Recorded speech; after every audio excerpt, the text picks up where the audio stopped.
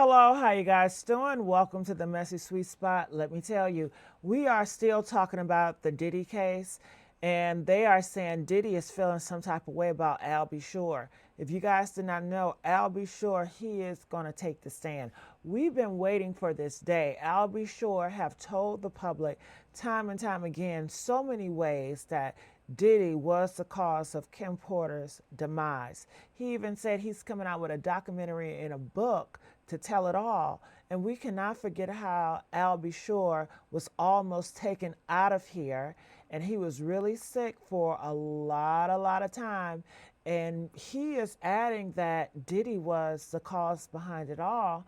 And I came across a video, and I think that you guys would like to react to this. So it says Diddy panics as Al B. Sure reveals the truth about Kim Porter's death. All right. So I want to know your thoughts about this. Let's take a look and see what they have to say. Make sure you guys like, share, subscribe here at the Messy Sweet Spot. Let's see.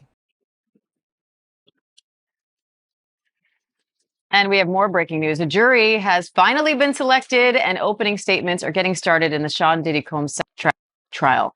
Prosecutors are expected to paint Combs as the head of a criminal organization who exploited his fame and fortune to sexually abuse women. As the biggest trial in the music world kicks off, things are already getting intense. Some serious trouble is brewing for him. Singer Al B. Sure just gave an interview, and what he said could change everything. He revealed that he plans to testify against Diddy. And he didn't hold back. Al claimed Diddy had something to do with Kim Porter's death, and even said Diddy might have tried to take him out too. For years, people have been waiting to see Diddy face justice.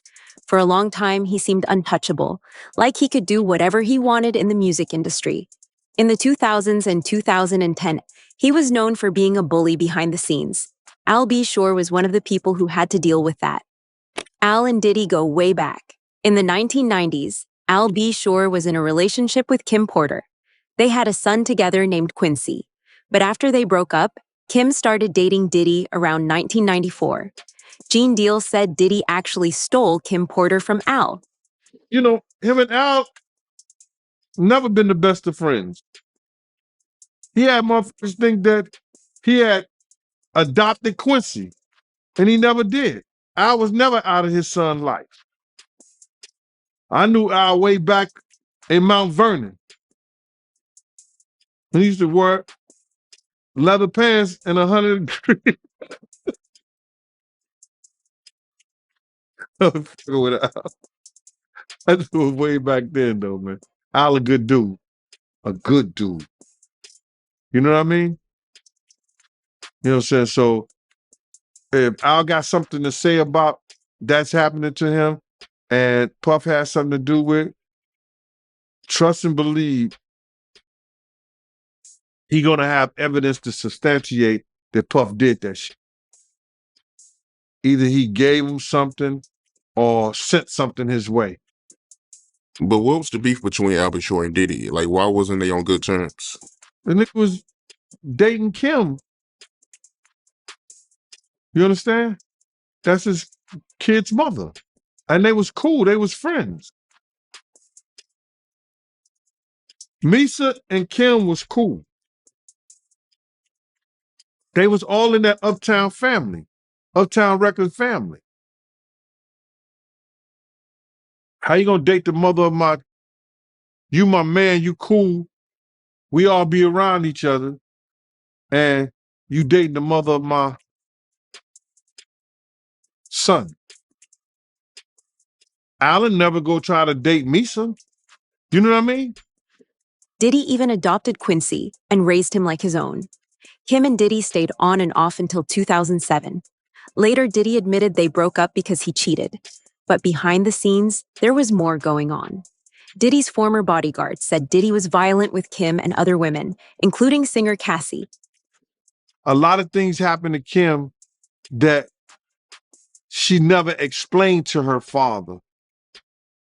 So to see that girl take that beating like that, her father probably thought within himself, that's some of the things that happened to my daughter. And it has to be sickening to him, knowing that his daughter probably went through the same that Cassie went through. Yeah, he made a comment saying that he was disgusted when he seen that video. He even said that he would even do a dog like that, the way Diddy did Cassie. Yeah. His heart would go out to Cassie because he's looking at the fact that his daughter's not here to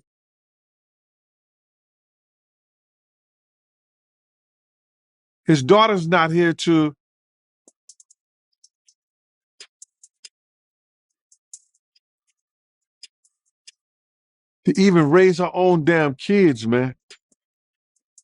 His daughter's not here and to see, because I got daughters myself, bro. You know what I'm saying? And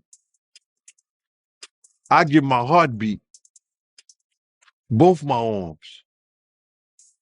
And just to imagine to think that somebody was doing that to your daughter, bro. I know Kim got tired. That's why she took that corkscrew and ripped his damn arm out. Tried to rip his arm off for putting his hands on him. I know she was tired. Them pillow fights and that smothering her with the pillows and all that, like he playing with her. I know she was tired. Yeah, he also told Rolling Stone that Diddy, he's a jealous person that don't know what love is. He knows that, bro. Kim couldn't have nobody, bro. Kim couldn't have nobody. You understand what I'm saying, bro? Diddy could do whatever, Puff could do whatever he wanted to do, Brother Love could do whoever he wanted to be. If Kim ever tried to get with somebody, Puff would interfere with them or with her trying to be with them. He even shared a story about an incident on Sunset Boulevard, where Diddy got rough with Kim inside a car, and Kim came out acting like nothing happened. But she stood her ground and warned him not to touch her again, or she'd make sure people saw what he did. This kind of behavior showed a pattern.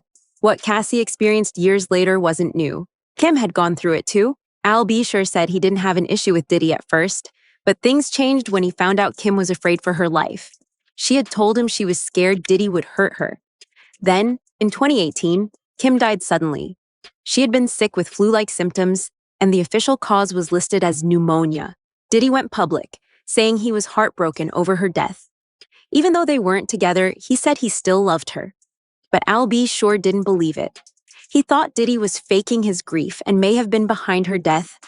Al believed Kim was planning to tell the world about the abuse, and Diddy had her silenced. You seen how Albie Shore, he came out saying that Kim Porter death needs to be looked into? I think that Al being being his ex-wife, he have every right, knowing about the stuff that came out about Diddy and what he was doing. You understand what he has done in the past, and people have overlooked it. By him coming out and saying that he hoped that he could get her case reopened. There was a guy called John the Paperwork Party. They would put in an open petition to get Kim's case reopened. You understand what I'm saying? So I'll be sure doing this is showing that, you know, he still got love for Quincy's mother. He still want to find out the truth because allegedly Kim was fine the day before and the day of her death. And then now she found in the bed dead from pneumonia. That just don't sound right, bro. That don't sound right at all. So you feel the same way about her death being suspect? I don't think nobody in America think it's nothing suspicious about Kim's death, bro.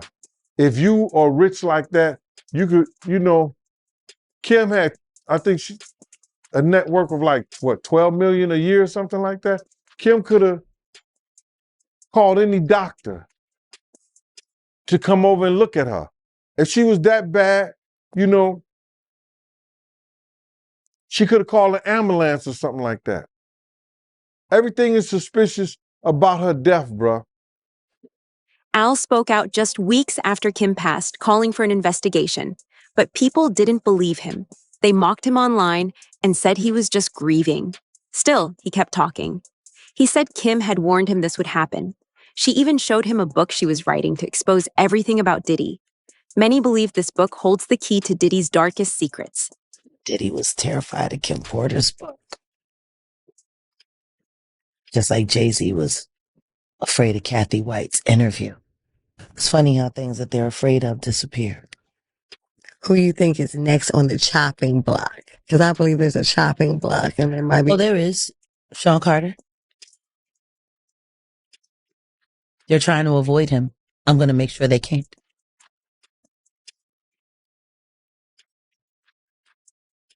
I have a total of 9 witnesses that are about to start coming forward. I'm going to walk them one by one. But the things that these people have to tell and the video evidence and the recordings that they have,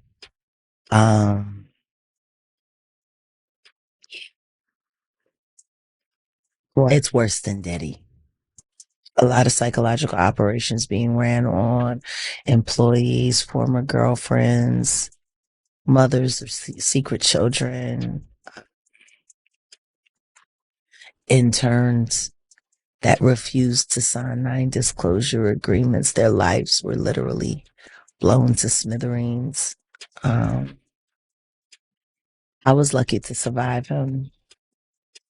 If you really look at their careers, it's just a trail of bodies that they've been stacking up and standing on. After recovering, he stayed quiet. Until now. Once news broke that Diddy was finally getting sued and arrested, Al B sure came forward again. He said he didn't believe his health problems were natural. He thought someone did it to silence him. People still called him crazy, but once Diddy's arrest became real, everything changed. Al took the chance to speak out fully. He posted a message online saying he had been warning people for years, tagging police, trying to protect others, and sharing what Kim had told him before she died. He said her phone and computer had been stolen to hide her book notes that exposed Diddy. Gene Deal confirmed this almost a year ago. He was telling me before this interview that Dallas Austin, his daughter, was at her house the day she died. Yo, I heard that the paperclip party broke that story because it was told to them by Kim's Porter father that is in the police report. That this is in the police report. That Dallas Austin's daughter, who was a friend of Kim's, left her house at 8 o'clock. That Kim had made a call, 911 call at 2:15 that morning. And I don't know what happened in the 911 call or what was said, but they said that Dallas Austin's daughter, according to Kim's father, was the woman that left her house at 8:15. So she was the last person, according to her, to see Kim alive. And that was broken by the paperclip party because they had a conversation with Kim's Porter father. That's crazy. Now, what was Kim's state? Why did and in the report, didn't it say she had blood on the pillow and bruises or something like that? The case needs to be reopened, man. The case really needs to be reopened. Because if that girl was there and she said that Kim was all right, what happened from 8 to 11? And why did all Kim's stuff come up missing? I ain't know any of that, man. I never heard of that. So when they found her, she had bruises and a lot of her stuff was missing. Bro, it's a lot of suspect things going on. First and foremost, in our day and time, other than a house key, a woman gonna keep her phone and she got a lot of different purses, but everybody always grab their phone. Why come right till today, right now, nobody knows what Kim Porter phone is? And they know they had iPhones. Why have nobody went to the cloud and got the text messages and the things off her phone. Because everything that came in that phone is text, and you know your iPhone find my phone. Nobody tried to find the phone? Now Al is demanding a real investigation, not just into Diddy, but into everyone around Kim at the time of her death. One of the biggest questions: what happened to Kim's missing device? It was supposedly already part of the case evidence and might hold the truth that's been hidden all this time. Some believe it backs up the details in the newly released court documents. And here's where it gets even more serious. Some of the people tied to this may also be connected to the deaths of other well-known artists. A lot of folks are confused, but people who know the entertainment world say it actually makes a lot of sense. You got to realize, man, Kim's death wasn't even investigated, bro. Her death wasn't even investigated. And it should have been a proper investigation so all the family members can feel like that there was no foul play in her death. How is it that you know how we are as a people? I don't believe that 10% of your viewers that's watching this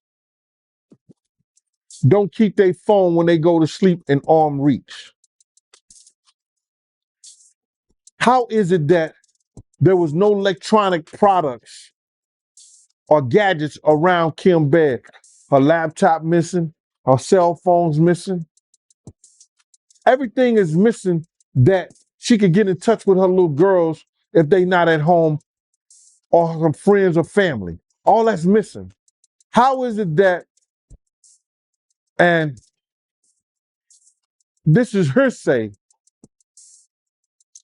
that the detectives did not even view the body in the bed where she died at?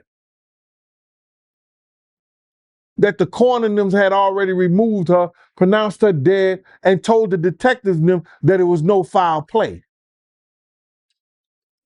And if that is true, as I've heard it, and we've read certain things on the internet about it, that case need to be reopened.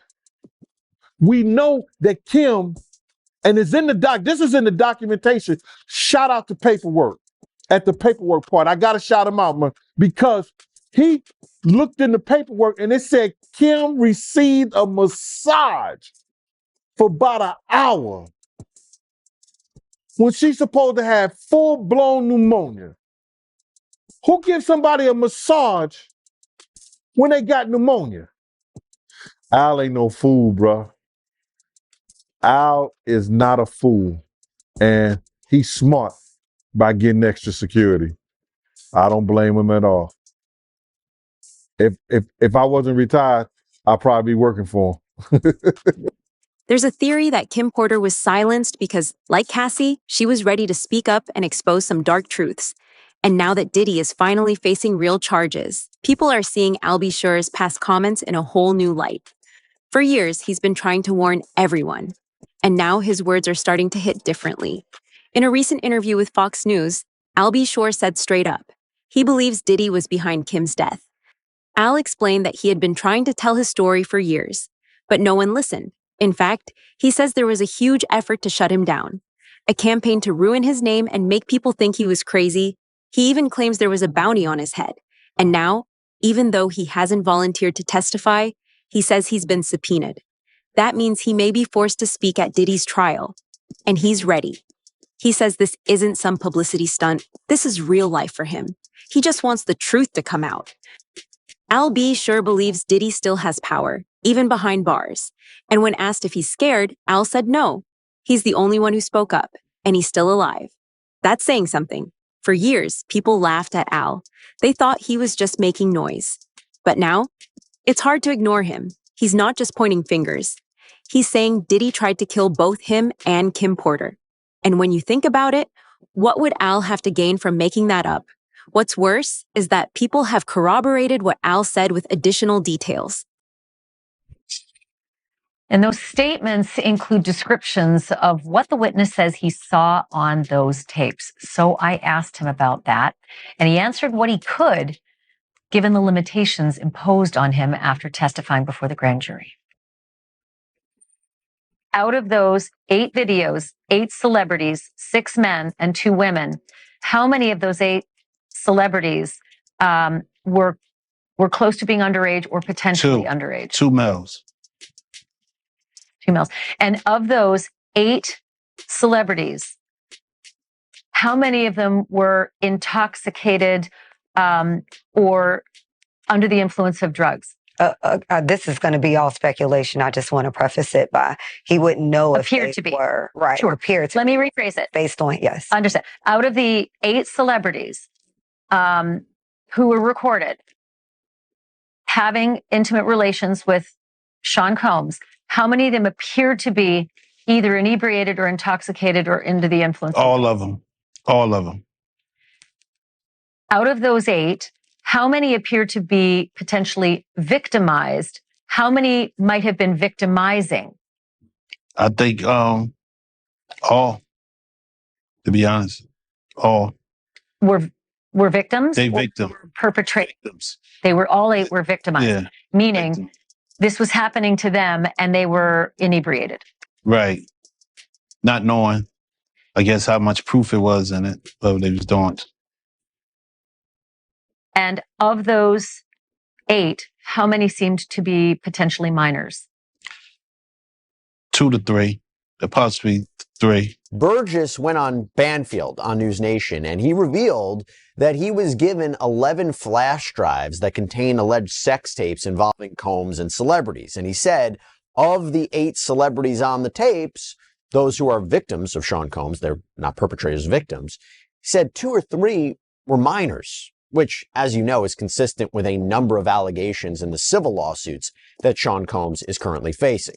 To be clear, though, Combs is currently not criminally charged with anything with respect to minors. That could change. But right now, he's just charged with trafficking, racketeering, transportation to engage in prostitution, but all with respect to adult victims. If there's a superseding indictment, he gets hit with new charges, possibly about victims. We shall see. But this is what brings me to what we're talking about right now. So, Mr. Burgess has claimed that he got these flash drives from the late girlfriend of Sean Combs, Kim Porter, who, as we know, tragically died several years back from what authorities concluded was lobar pneumonia. And that is despite the fact that there have been rumors, both online and in the media, that there is something more to her death. And that, to be clear, totally unsubstantiated. That has been debunked. We've talked about it here on Sidebar multiple times. But putting that aside, here is the other thing with Mr. Burgess. He apparently says he owns the rights to a book that was reportedly based on the alleged memoir of Kim Porter. In fact, according to TMZ, Burgess' phone was seized by the feds, and on it was a copy of a flash drive with material that was used. Kim Porter knew things, serious things, that could have destroyed Diddy a long time ago. If she had gone public, who knows how different things might be. Instead, she's gone, and Al almost was too. Cassie, who recently spoke out against Diddy, may have narrowly escaped the same fate. It's scary to think about. Diddy